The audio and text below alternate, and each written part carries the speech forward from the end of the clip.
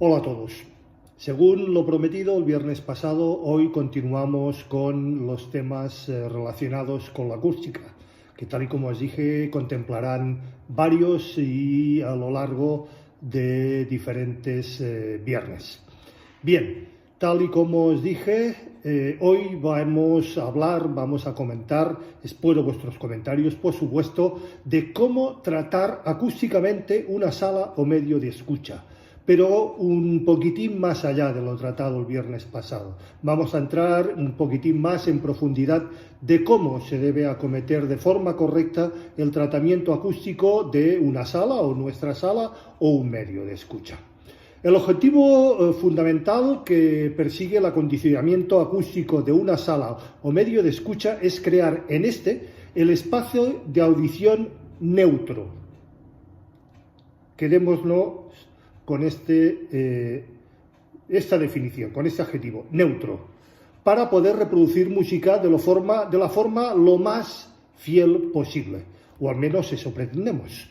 Suele ocurrir que la mayoría de recintos residenciales y o comerciales suelen ser rectangulares, de paredes paralelas, lo que potencia la aparición de algunos fenómenos acústicos como reflexiones primarias, ecos flotantes, ondas estacionarias y resonancias que afectan y distorsionan esa reproducción fiel que todos perseguimos. Hablaremos de cada uno de ellos en los próximos posts. Hoy paso a describir algunos de estos fenómenos para entender mejor cómo podemos corregirlo o al menos paliarlos en gran medida. Bien, vayamos y nos metemos en harinas, como siempre os digo. Reflexiones primarias. Las reflexiones primarias son ondas sonoras de alta intensidad que rebotan en las superficies más cercanas al punto de escucha, paredes y techo, por ejemplo. Llegan al oyente con un ligero desfase, también hablaremos de ello, respecto al sonido directo, por la diferencia de distancia recorrida, provocando cancelaciones de fase, también hablaremos de ello, o el efecto conocido como filtro de peine o comb filter, también hablaremos de ellos. La colocación estratégica de absorbentes acústicos reduce la intensidad de las reflexiones, atenuando el efecto comb filter o filtro de peine y obteniendo de forma inmediata un espacio de escucha más limpio y definido. Pero por favor, no hagamos las cosas a la balala. Hay que hacer las cosas bien hechas, como iremos viendo a lo largo de estos posts. No por colocar absorbentes, no por colocar reflectores, no por colocar trampas de graves, no por colocar, dejémoslo simplemente en lo más limpio por mi parte posible. Esos engendros raros que venden por ahí, vamos a arreglar estos problemas. Este entorno además reduce la fatiga acústica al disminuir la actividad cerebral necesaria para discernir lo que es real, directo, de lo que es reflejado, lo cual es de agradecer en nuestras sesiones o largas sesiones de escucha. Eco flotante. Es un tipo de eco altamente molesto y fácilmente perceptible. Se produce cuando la onda sonora rebota entre dos superficies paralelas reflectantes. En las salas vivas, sin absorbentes, la onda sonora queda atrapada rebotando en una superficie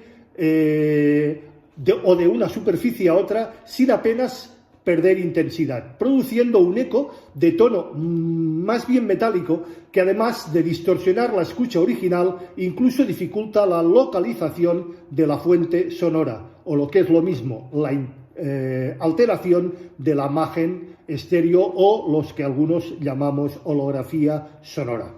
Los paneles acústicos resuelven el problema atenuando la intensidad de la onda en cada rebote sobre la superficie o sobre su propia superficie. El diseño especial de nuestros absorbentes acústicos ayuda a mejorar la difusión de la energía reflejada en cada rebote, a medida y alta frecuencia, descomponiendo la onda en diversas reflexiones de menor intensidad y distintas direcciones de propagación. Modos resonantes, hablaremos en profundidad sobre ellos. Cuando una onda sonora rebota entre dos superficies, se produce una interferencia entre la onda de ida y la onda de vuelta. El resultado es conocido como onda estacionaria o modo resonante. Esta interferencia, si ambas ondas coinciden en fase, se suman, produciendo un pico modal o lo que se conoce técnicamente como pico modal.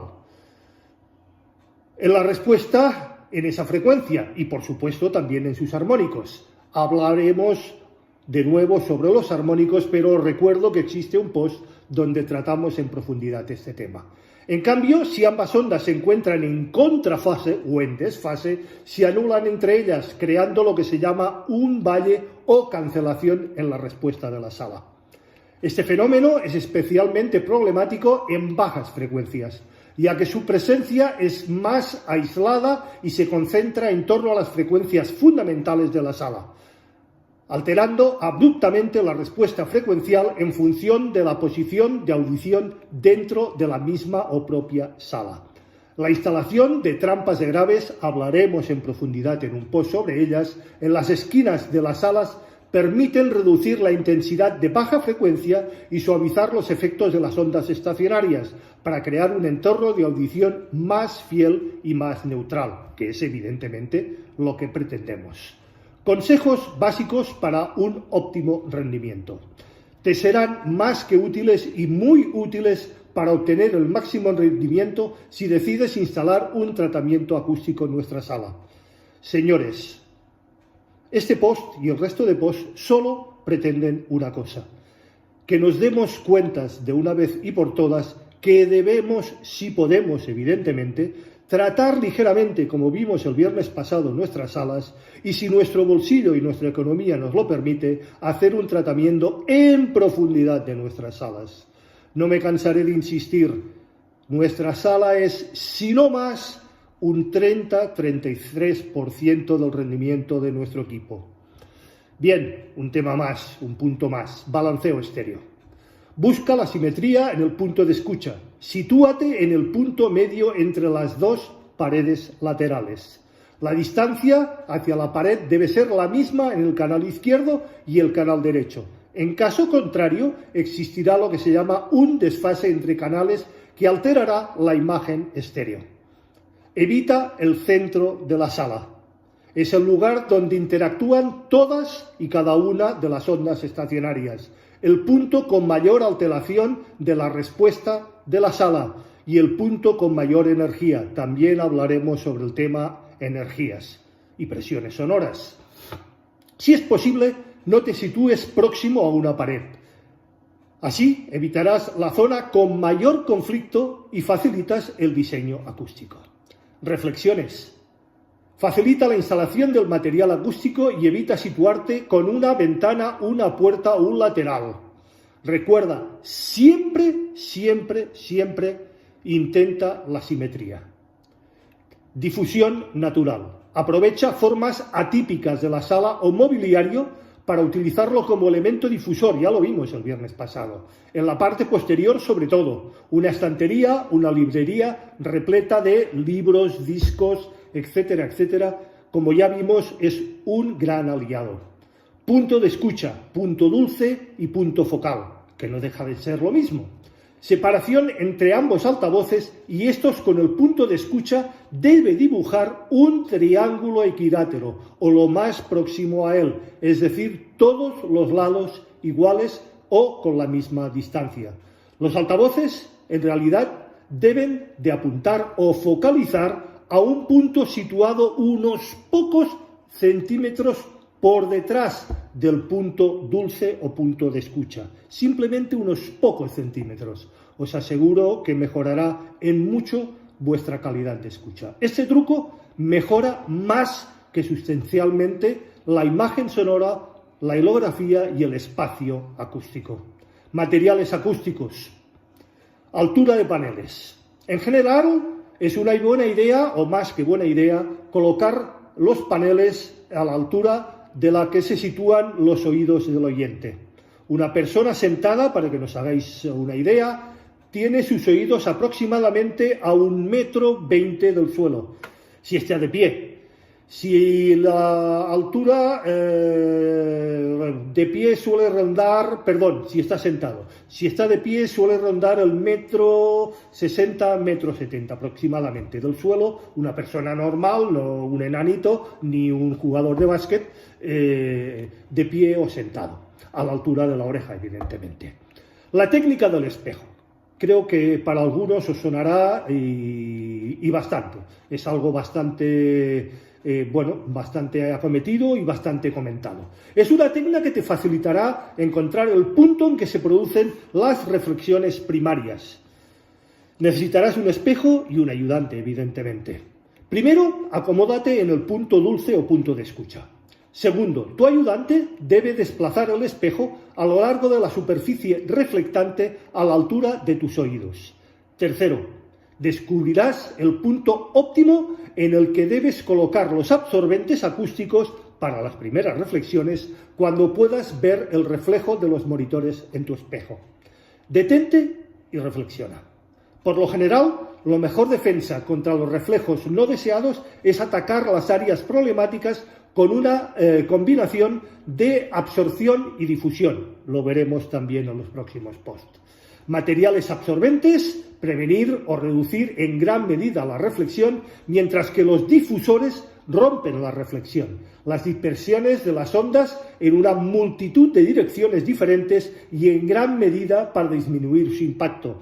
Como también os aconsejé el viernes pasado, una buena solución, sin entrar en materiales complejos y de un precio más o menos importante o considerable, acordaros del consejo que os di de las plantas. También se dispone de una serie de productos difusor, paneles de formas geométricas y materiales que, unidos a sus superficies planas en lugares estratégicos, se pueden corregir un largo camino hacia la ruptura y la eliminación de los reflejos, tanto los primarios como los secundarios. Hay muchas compañías que ofrecen productos creados con materiales densos y desiguales que a la vez absorben y difunden las ondas de sonido, lo que le da un mayor y una mejor prestación para ambos mundos. Se puede lograr un muy buen resultado utilizando el sentido común y materiales de uso cotidiano. Insisto, como ya vimos el viernes pasado. La alfombra y cortinas gruesas, pesadas, estilo teatro, también funcionan muy bien. Y te sorprenderá la diferencia que un sofá colocado estratégicamente puede ofrecer. Evidentemente, como ya os dije el viernes pasado, de materiales naturales, no artificiales a poder ser. Para los productos comerciales, un poco más difíciles de manejar y de adquirir, evidentemente, por su mayor precio, incluyendo las espumas acústicas, paneles de fibra, de vidrio, materiales absorbentes, reflejantes, trampas de grave, etcétera, etcétera, etcétera. Las trampas de graves, también conocidas como difusores de barril, son otra forma muy popular de hacer frente a las áreas específicas de tu entorno o de su entorno. Su forma, generalmente cilíndrica y de trazo irregular, son ideales para los reflejos de las zonas problemáticas de tu habitación. He visto bastante gente construirlas a partir de botes de plástico, simples botes de plástico, aunque las versiones más elegantes, evidentemente, están disponibles comercialmente. Muchas compañías ofrecen trampas de graves que también utilizan como soportes de altavoz, muebles de estudio y modulares, incluso estanterías, techos y paneles acústicos de madera, entre muchos otros. ¿Cómo funciona la absorción acústica?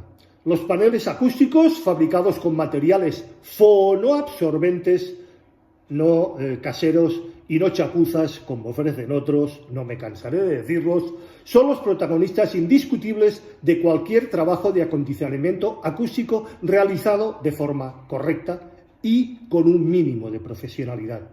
¿Cómo funciona la absorción acústica? Los elementos, como los paneles acústicos utilizados en arquitectura, construcción y decoración para el acondicionamiento acústico de estancias, presentan, salas de escucha o medios de escucha, presentan la característica fundamental de los materiales absorbentes. Transforman con gran parte de la energía sonora que los atraviesa. Generalmente los transforman en calor. Evidentemente no son estufas, Así como los materiales aislantes reflejan el sonido, los paneles acústicos usados en paredes y techos de madera y pladur dejan que el sonido penetre en ellos y los disipan. Eso quiere decir que los materiales fonoabsorbentes, insisto, utilizados para la fabricación de paneles acústicos, sirven para este fin gracias a la multitud de diferentes tipos de perforaciones. Existen redondas, oblongas, cuadradas, canales e incluso combinación de diferentes formas, incluso con dibujos y con imágenes alegóricas, decorativamente muy atrayentes.